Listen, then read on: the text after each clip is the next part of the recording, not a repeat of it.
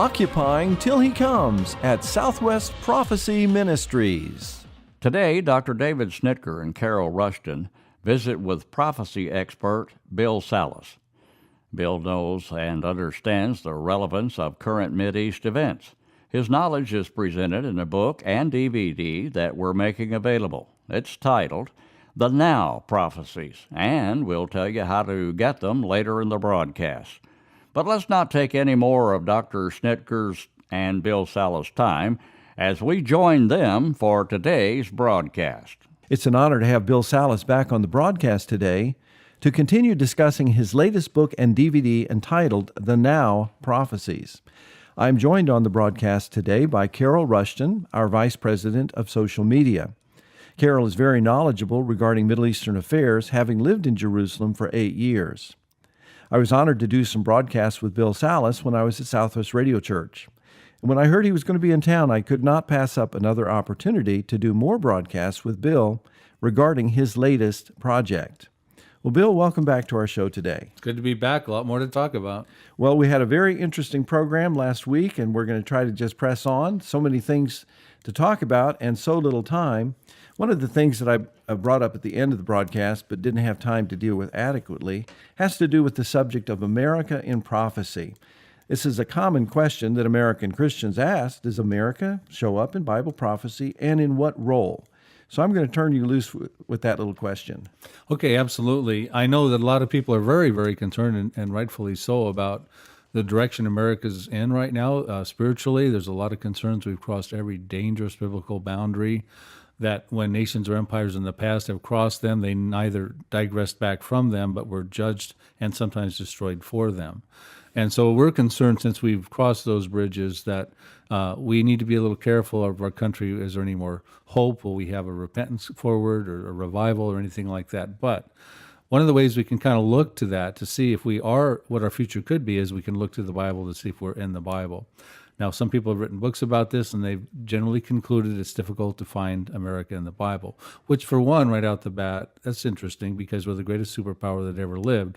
You would think, and hopefully, that we would be in the Bible. Now, I personally think we are in the Bible in Ezekiel 38, verse 13, as the young lions of the merchants of Tarshish. Now, Ezekiel 38 talks about a 9-member coalition spearheaded by Russia that's going to come against Israel. So Israel's involved, these 9 members are involved, but there's also these 4 other participants that are neither fighting in the coalition or fighting alongside Israel, and they're in verse 13 of Ezekiel 38 called Sheba, Dedan, the merchants of Tarshish, and their young lions. So I posit the possibility in the Now Prophecies book and DVD from a biblical, archaeological, prophetic, and geopolitical perspective, why that is us in as the young lions of the merchants of Tarshish. Now, without going into all those details, because time is short on these radio interviews, I would say this: if that is us in Ezekiel 38 and 13, Americans should be troubled, because it pictures a group of less than superpower entities that are merely protesting this massive invasion of Israel. Why are we not supporting Israel? Why are we not protecting our commercial interests? It talks about some merchants of Tarshish. It's a wealthy Israel that Russia's coming to invade. There are merchants involved. There's commercial aspects to this. Why are we simply on the sidelines protesting? So one of the now prophecies that I write about in the book is the decline of America. I think Americans need to be braced for a decline from this point forward as we fall from our superpowers stature down to mere protesters in Ezekiel 38:13. So I devote 3 full chapters dealing with America, very intense things to look at in this country, and tells us where we're at spiritually inside of this book. Well, we're talking about the book, and it's right off the press. I actually don't have a copy yet, but I'm sure you have. And how many pages is your book? It's 240 pages, and it's been formatted in an easy-to-understand fashion, because I don't want to confuse people with complicated, complex prophetic information. I've written all these prophecies in the past and other works. So my goal and calling with this book was to put it into a format that it would not be intimidating. It would be available for pretty much every household to have and to read. Well, I just finished your book that came out in 2013, Nuclear Showdown in Iran, and it really opened the scriptures up to me. And that just happens to be segment 3 of your DVD. So we're going to transition and talk about some of the prophecies that have to do with Iran and a section of Iran known as Elam. But before we get into the current and future aspect, give us some background, Bill, regarding Iran or Persia in Bible history. Okay. Well, Persia goes back quite a ways. You start hearing about them way around the time of King Cyrus, more around like 600 BC, 539 BC. But you hear more about them going way back to the time of Abraham, about 4,000 years ago, when you start to understand Elam, E-L-A-M. So when you look at a modern-day map of Iran today, you have Elam, which hugs the Persian Gulf and comprises about 1/5 of modern-day Iran, and then you have Persia.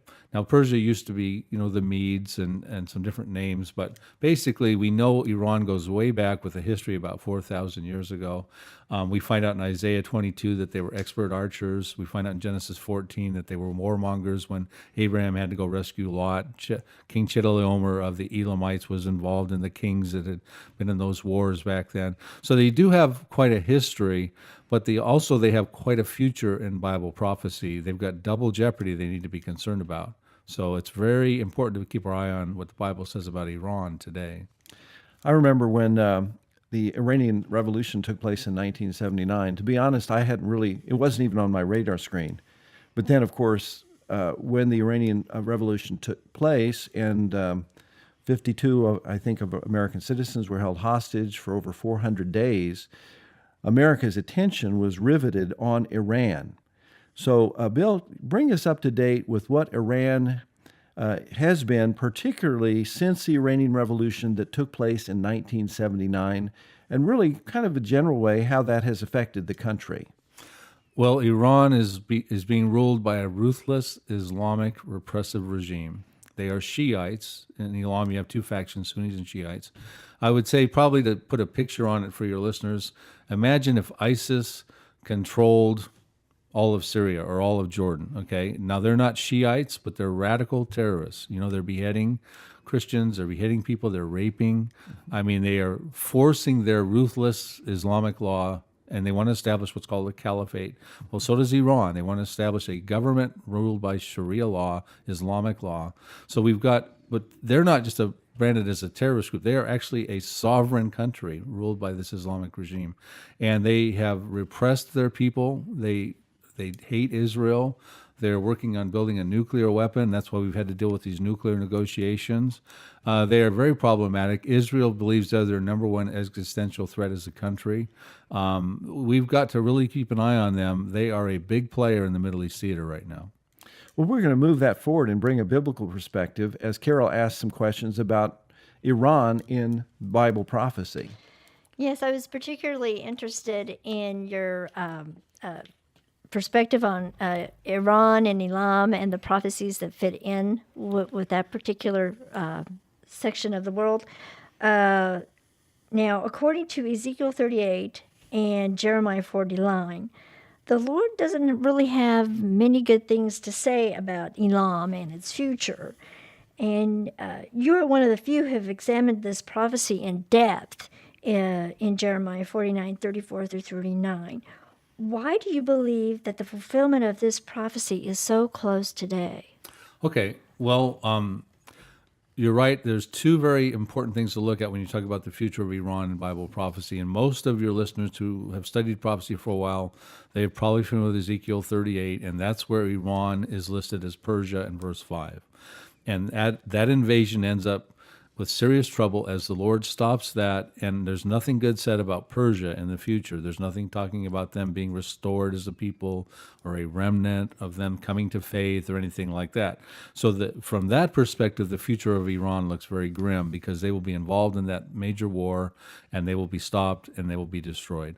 However, on the flip side, which has been vastly overlooked, is Jeremiah 49, verses 34 through 39, dealing with Elam, that other part of Iran today. Okay, so we have to ask ourselves, what about that prophecy, and is that relevant for our time? And I think that's a now prophecy, because as you understand the details of that prophecy, you realize that there's no preconditions that don't exist right now that prohibit it from happening. It could happen right now.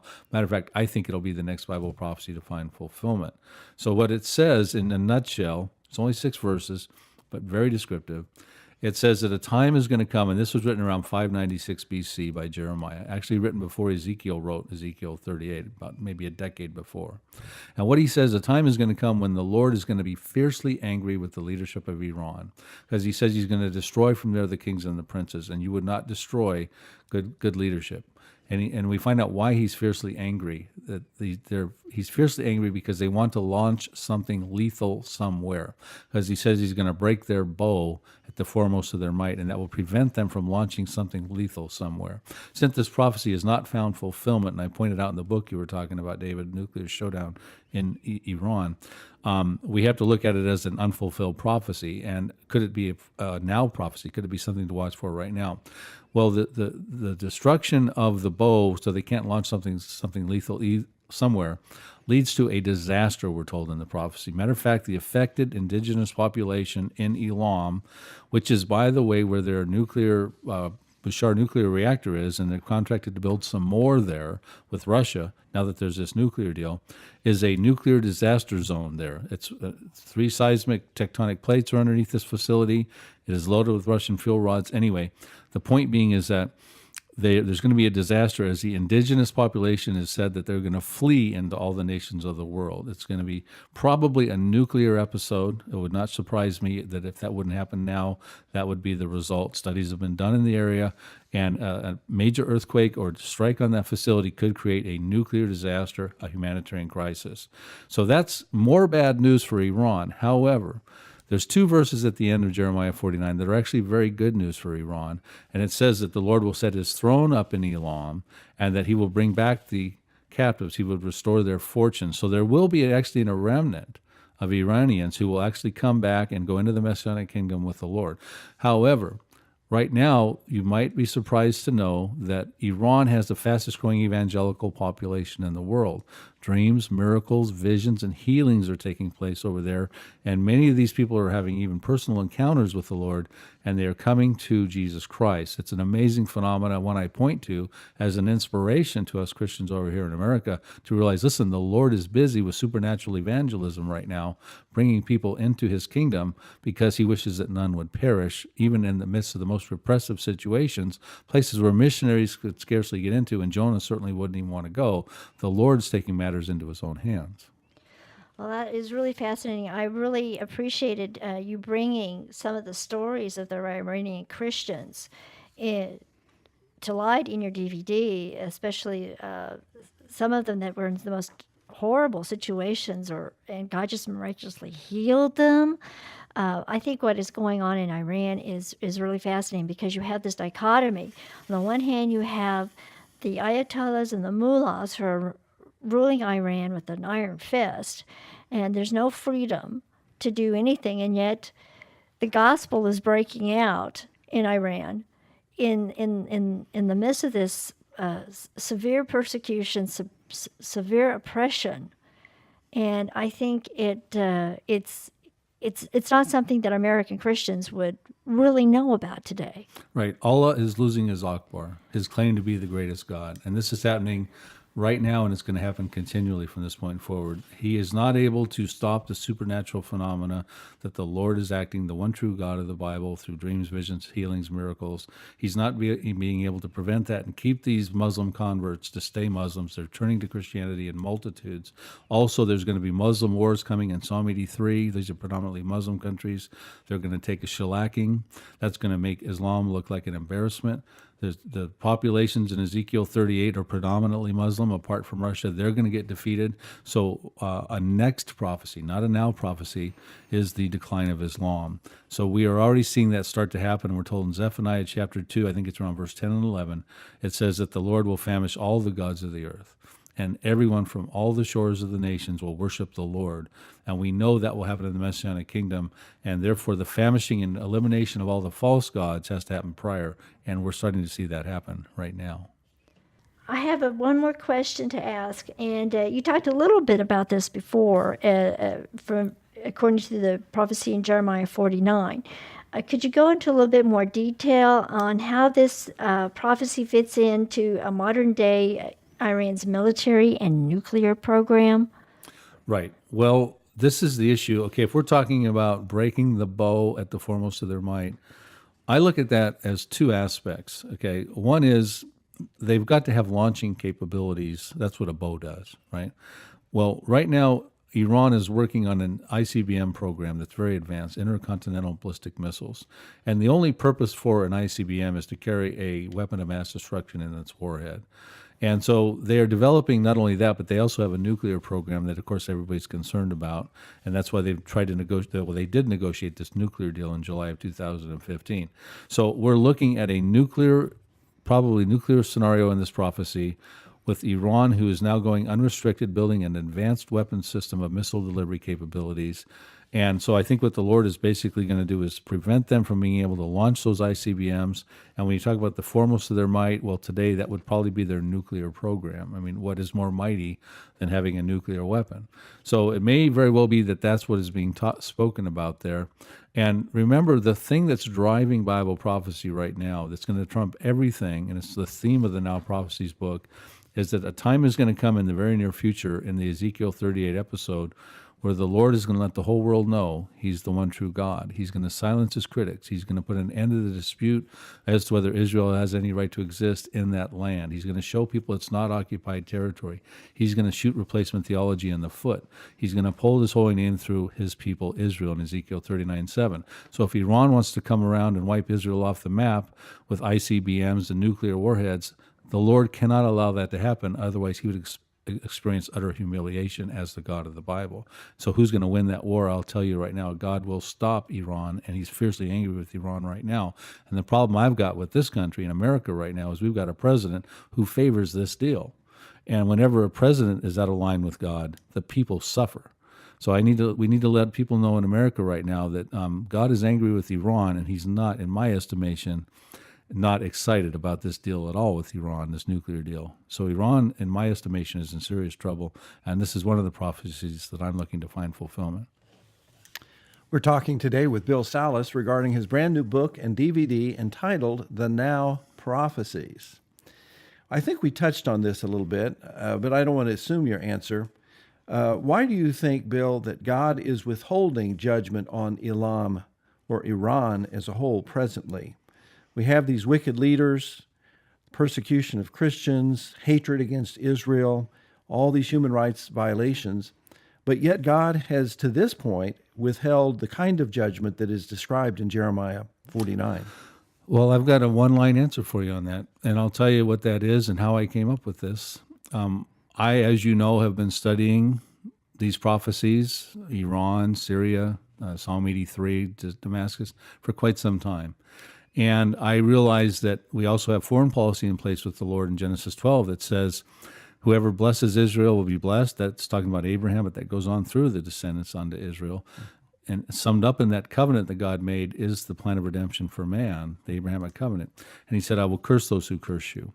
And I'm looking at, for the longest time now, all these Arab countries and even Iran now cursing Israel. And I prayed continuously for a long time, Lord, how long until you're going to curse those that curse Israel? And then one night, about a year and a half ago, before I wrote the Nuclear Showdown book, I got my answer. And what I heard was, what part of I'm a long-suffering God don't you understand? And the reason I believe that these prophecies have not found fulfillment yet is because God is busy bringing people into the kingdom. And as I started to write the Nuclear Showdown book, I got in touch with people of the underground church in Iran. I started hearing about the miracles, the dreams, the visions. The reason this hasn't happened yet, in my estimation, is because God is working that area. He's in the mission field over there. He personally is bringing these Iranians to the Lord. Their stories are incredible. However, what I'm telling people now with the Now Prophecies book is these prophecies will find fulfillment, and we need to be ready for them now, because the time will come where even though the Lord's mercies endure forever, and He's a long-suffering God, thank Him for that, these prophecies will find fulfillment because they're in His Bible. And so I'm telling people, you better be ready for these things now, because you see what's going on in your world. It's utterly chaotic in the Middle East. Israel is surrounded by hostility, and at some point, something is going to blow up over there. And that stuff may be epic, and it may be biblical. Elam fits into Bible prophecy, of course. We looked in the Jeremiah passage, but some might be confused, including myself at times, with looking for Elam in the Ezekiel 38 passage. And so explain to our listeners how Iran fits, and Elam in particular, with that future Ezekiel 38 and 39 coalition. Well, it doesn't appear to fit because it's not listed in there. Ezekiel's very descriptive about the 9 plus 4 plus the 14 populations he lists in there: Israel and the Russian coalition, and Sheba, Dedan, merchants of Tarshish, and their young lions, listed in verse 13. But there's no Elam listed there, and there is no Psalm 83 countries listed there with Jordan and Syria and stuff like that. So I think that's a conspicuous omission because they're not involved in that prophecy, because they're involved in their own individual prophecies that we have details of. And the reason I put Elam's prophecy preceding Ezekiel 38 and separate from Ezekiel 38, there's several reasons I posited in the book you read. But the bottom line is, what happens with Persia is when it's over with Persia and their involvement in Ezekiel 38, there's nothing else said about Persia. It's over for Iran at that point in time. So we know that if Elam gets taken out in the prophecies of Jeremiah 49, Elam could be affected, but you still have all of Persia left over there. They will live to fight again. Elam is separated by this natural mountain barrier called the Zagros Mountains. So whatever happens in Elam may not transfer over into Persia. So, there's other reasons I posit in the book. The battle with Persia, of course, they're involved coming into Israel. They're destroyed in Israel by fire, hailstone, and brimstone. The stuff that happens in Elam happens in Iran. So we've got other distinctions. And also different defeats and things like that. So I do get into that book, and it's also covered a little bit in the Now Prophecies book. One thing that was helpful to me as I read your book on nuclear showdown with Iran is just a history lesson. Elam used to be a separate country from modern-day Iran. Mm-hmm. When we look at modern countries and borders, Elam is within the borders of present-day Iran, but it wasn't historically, certainly at the time when these prophecies were given. So that perhaps might clear up some of the confusion that our listeners might have, is that how can Elam, which is in present-day Iran, receive a different judgment than Iran? Well, they were two different countries or territories when the scriptures were written. And so therefore, obviously, God can predict different things about those separate countries. Right. And if I could interject just a caveat here. Some people teach that, Psalm 83, those participants are involved in Ezekiel 38. There's a phrase in Ezekiel 38:6 that says, "There's many peoples with thee."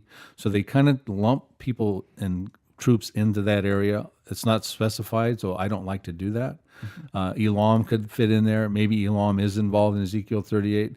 I don't think any of those apply. That's why I've taken the time to articulate in the works I've done as to why these things are distinctly different for various reasons. We're doing the best we can to discern these things right now. I'm not saying that I'm right on everything I'm doing, but the bottom line is I present good arguments and good research for people to understand. And more importantly, for they can start to realize that these prophecies that we've been talking about, they were not meant to stay on the parchment indefinitely when they were written centuries ago. They will someday roll off the parchment and they will hit the pavement, and these places will take a powerful punch. And the end times Bible prophecies are globally impacting. That's why God put them in the Bible for the end times. So people sitting in America need to realize something may happen in the Middle East, but you cannot think it's just going to confine itself over there. Things are going to come over here as well. So every prophecy that finds fulfillment in the Now Prophecies book is going to globally impact everybody, and that's what I'm trying to get people prepared for. So, for instance, Noah heard there was going to be a flood. That was his Now prophecy. He went and started to build an ark. Joseph heard there was going to be 7 years of famine. So he took 7 years of plenty and prepared for that famine. Jeremiah heard the Jews were going into 7 years of captivity in Babylon. He started to get them ready. We have prophecies we need to be preparing for right now, and that's what I'm trying to let Americans know. Mm-hmm. Well, our final question is, time is flying. What do you hope this book and DVD will accomplish in the lives of those who obtain it? And let me segue that with the whole issue of the decline of America. You chronicle the crossing of the moral boundaries that America has transgressed over the last 60 years in particular. As end-time saints in America, how should we then respond to these realities? And what should we as Christians do in these last days in light of the very convincing case you make that America is under the judgment of God? Right. I would suggest to Americans that if they think God's up in heaven humming the Star-Spangled Banner all day draped in the American flag, they've got a wrong image of what's going on. God is busy building the Acts 2 model of the church in places like Iran and the Syrian refugee camps. And he's a little bit concerned, I would say probably very disturbed by where America's at presently. It's been so blessed as a nation. And we're at a point right now where we have basically kicked God out of our culture and our government with prayer and Bible readings in the 60s. We're killing babies since the 70s, about 1 million abortions a year. We have struck down, the Supreme Court struck down the definitive role of a biblical marriage where one man should marry one woman, and now we've approved same-sex marriages. And all of these things have caused the fall and collapse of empires and countries in the past. Sodom and Gomorrah, 4,000 years ago with Abraham. Idol worship, which led to child sacrifice with the northern kingdom of Israel in 722 BC. I can go through the whole list. Even anti-Semitism, where Pharaoh was hit hard back 3,500 years ago with the Hebrews, and we're turning our back on Israel, forcing Israel to give up land for peace and this sort of thing. I would just caution Americans, look, don't wait for some super political hero to turn everything around in this country. You better get your focus on Jesus Christ. You need to be right with him. He will guarantee your eternal security, but he will also give you a peace that surpasses understanding that will help you be prepared and equipped to deal with the events that are about to unfold. Amen. Thank you, Bill. Thanks for being with us on the broadcast again today. We've been talking with Bill Salus about his amazing new book and DVD entitled The Now Prophecies. The focus of these books and DVDs is on biblical prophecies that will most likely be fulfilled in the near future. Now, we're not giving a timetable, but Bill lays out a wonderful sequence and a very plausible sequence of events in terms of the fulfillment of these now prophecies. You will want to have both the book and DVD to share with your family, your friends, and your home Bible studies. And now Jerry Giltner will share how you can obtain the Now Prophecies. Thank you, Dr. Snitger. There are 3 simple ways to get the book, the DVD, or both. Just call, write, or visit Southwest Prophecy Ministries website. Get a copy of the book in appreciation of your gift of $21. The DVD is offered for a donation of $20. Better yet, get both at the same time when you send a $33 contribution. To get them, call 1-405-604-5975. Write to Box 58043, Oklahoma City, Oklahoma 73157. The web address is SWPM.us. Bill Salus brings end times Bible prophecy into focus in a concise manner. Anyone can understand what some consider difficult passages. When you read the book or view the DVD, The Now Prophecies, you'll agree. Don't delay. Contact Southwest Prophecy Ministries today for the book, the DVD, or both. It'll be among the best things you do this week. Here's how to get these valuable resources. Phone 1-405-604-5975. Write to Post Office Box 58043, Oklahoma City, Oklahoma 73157. The web address is swpm.us. When you contact us, you can really help us out by giving the call letters of this station. The only way we have to know if you're listening is for you to tell us. Thanks. Every weekend at this time, we present timely and helpful information on Bible prophecy. Be here next weekend as we occupy until the soon return of Jesus.